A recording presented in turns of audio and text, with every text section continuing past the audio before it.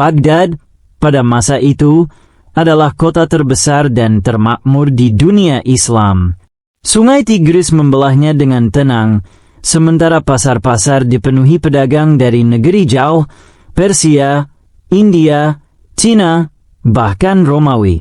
Jalanan berdebu, tapi semarak dengan suara kuda, keledai, teriakan penjual rempah, dan suara seruling penghibur jalanan.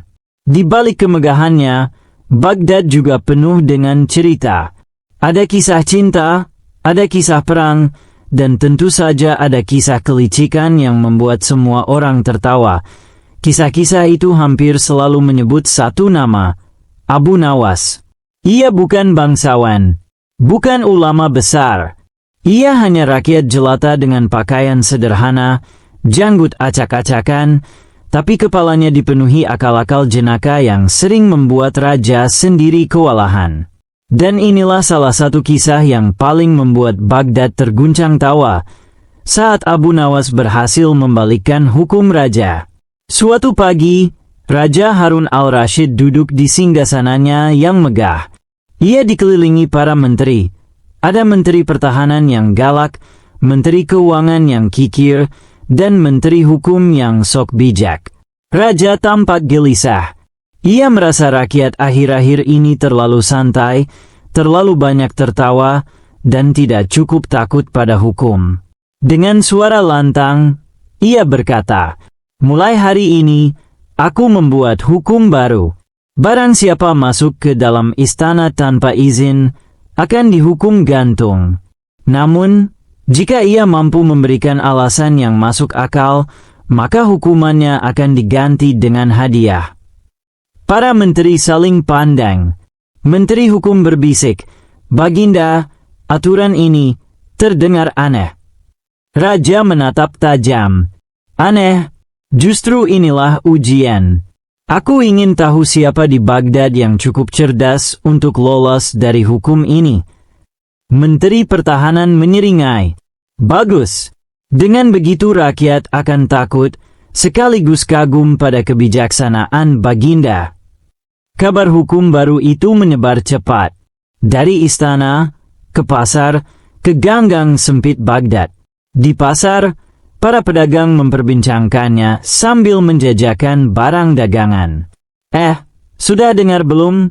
Siapapun yang masuk istana tanpa izin bakal digantung," kata seorang penjual kurma.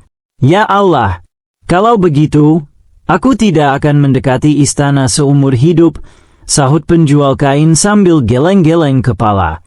Seorang pengembala yang baru masuk kota ikut nimbrung, tapi katanya kalau punya alasan masuk, akal bisa dapat hadiah. "Gila, siapa yang mau coba-coba? Itu sama saja cari mati." Mereka tertawa getir.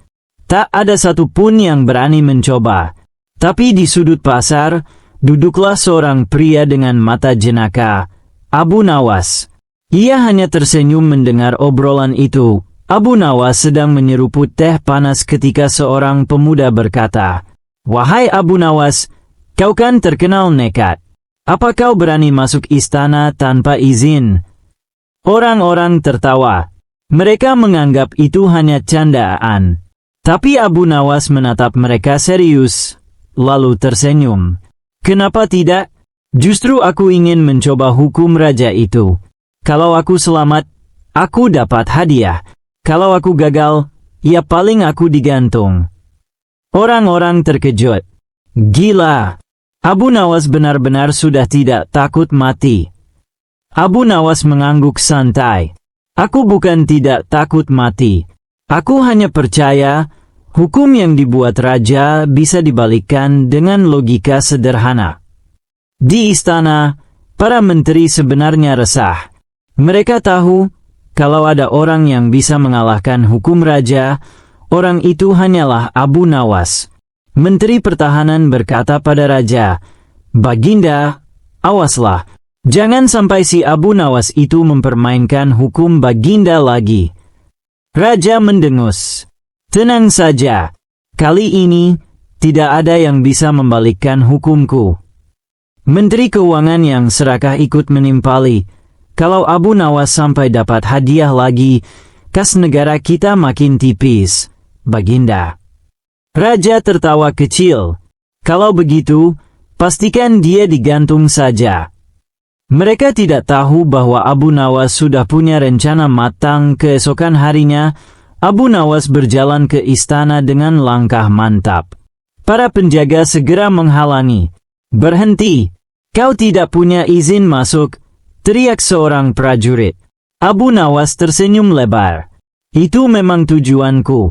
Aku masuk tanpa izin supaya ditangkap." Penjaga bingung. "Kau sadar hukumnya gantung?" "Ya, justru itu aku datang." Akhirnya, dengan bingung, para penjaga menyeret Abu Nawas ke dalam istana. Raja tersenyum puas melihat Abu Nawas. "Ah, akhirnya kau masuk perangkapku, Abu Nawas. Kau tahu hukumku, siapapun yang masuk tanpa izin akan digantung." Tapi Raja menambahkan dengan sombong, "Namun, jika kau bisa memberi alasan masuk akal, maka hukumanmu akan diganti dengan hadiah. Sekarang, katakan, apa alasanmu masuk ke istana tanpa izin?" Semua mata tertuju pada Abu Nawas. Dengan tenang, Abu Nawas berdiri tegak, lalu berkata, "Wahai Baginda Raja, alasanku masuk ke istana ini adalah karena aku ingin dihukum gantung." Seluruh istana mendadak hening.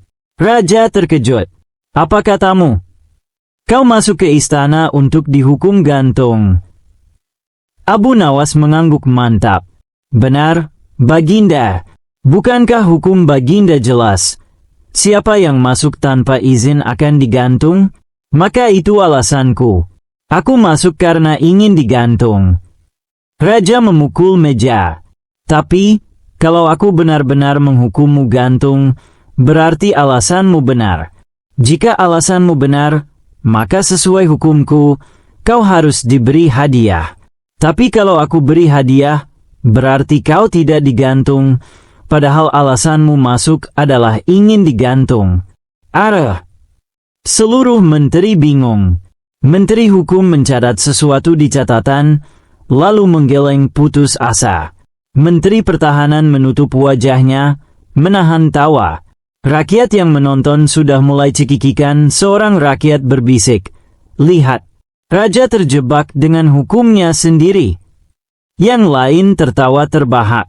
Hanya Abu Nawas yang bisa membuat hukum jadi terbalik begini. Raja semakin pusing. "Diam kalian semua."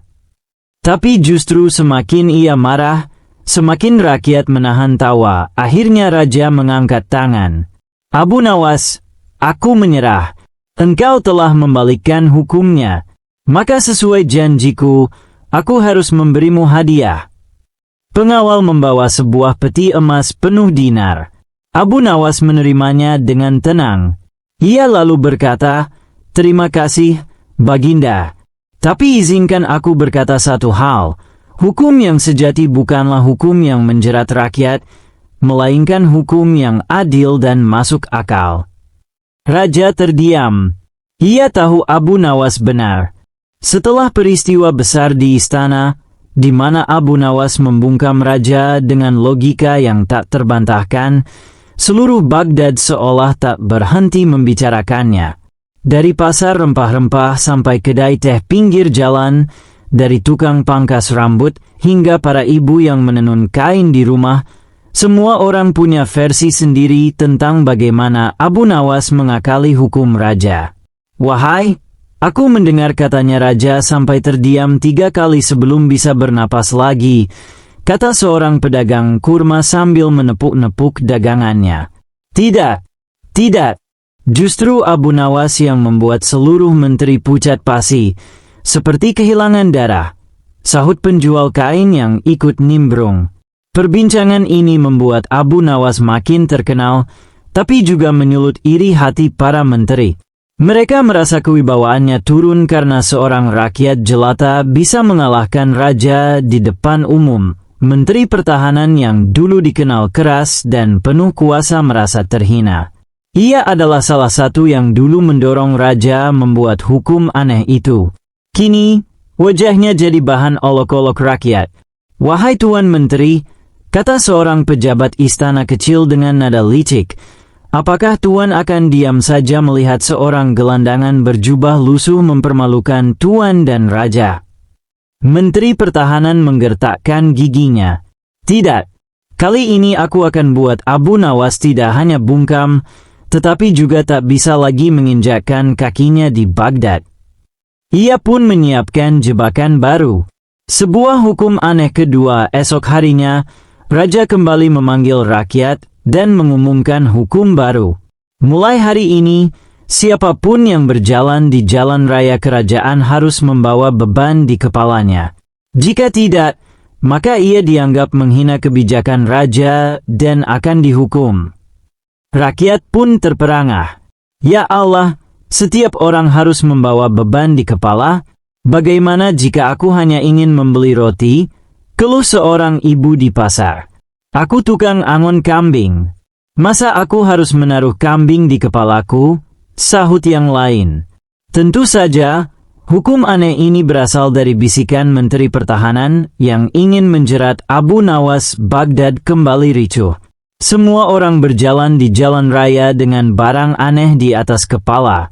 Ada yang menaruh kendi, ada yang menaruh karung gandum kecil, ada pula yang saking bingungnya menaruh ayam hidup di atas kepala sambil berjalan sempoyongan. Pasar penuh dengan pemandangan kocak, tapi juga menyedihkan. Sementara itu, Abu Nawas hanya duduk santai di bawah pohon kurma dekat rumahnya, tersenyum melihat kekacauan itu. Sepertinya hukum baru ini diciptakan khusus untukku. Baiklah, aku akan bersenang-senang dulu sebelum melawannya." Suatu pagi, Abu Nawas sengaja berjalan di jalan raya tanpa membawa apapun di kepalanya. Para penjaga istana segera melihat dan menangkapnya. "Wahai Abu Nawas, kau berani melanggar hukum raja. Bersiaplah masuk penjara." Namun, Abu Nawas tidak melawan. Ia malah tertawa terbahak-bahak sambil berkata, "Aku memang menunggu kalian menangkapku." Para penjaga bingung, tapi mereka tetap menyeretnya ke istana, di mana raja dan para menteri sudah menunggu dengan senyum penuh kemenangan. Raja menatap Abu Nawas dengan sorot tajam. "Abu Nawas, kali ini kau benar-benar tak bisa lolos. Kau berjalan di jalan raya tanpa beban di kepalamu. Apa pembelaanmu?" Abu Nawas menatap raja dengan mata jenaka, lalu berkata dengan suara lantang agar seluruh hadirin mendengar, "Wahai Baginda, hukum Baginda jelas menyebutkan, siapapun yang berjalan di jalan raya harus membawa beban di kepalanya. Benarkah?" Raja mengangguk. "Benar sekali." Abu Nawas lalu menunjuk kepalanya. "Lihatlah, wahai Baginda, aku membawa beban paling berat yang tak bisa ditandingi oleh siapapun, beban pikiran karena aturan Baginda yang aneh ini." Seluruh istana terdiam. Beberapa saat kemudian, suara tawa meledak di sana-sini. Para pengawal hampir jatuh terguling karena menahan tawa, sementara para menteri pucat pasi. Rakyat yang mendengar kabar itu di luar istana langsung bersorak, "Abu Nawas menang lagi." Raja kena logika Abu Nawas. Raja menepuk dahinya. Ia ingin marah, tapi di sisi lain logika Abu Nawas sulit dibantah. Bagaimana bisa orang dihukum karena membawa beban pikiran, padahal itu jelas beban juga? Akhirnya, raja hanya bisa menghela napas. Hukum ini tidak berlaku lagi. Semua orang boleh berjalan tanpa beban di kepalanya. Rakyat bersorak gembira, sementara Abu Nawas tersenyum, menunduk hormat, lalu berjalan keluar istana dengan penuh kemenangan.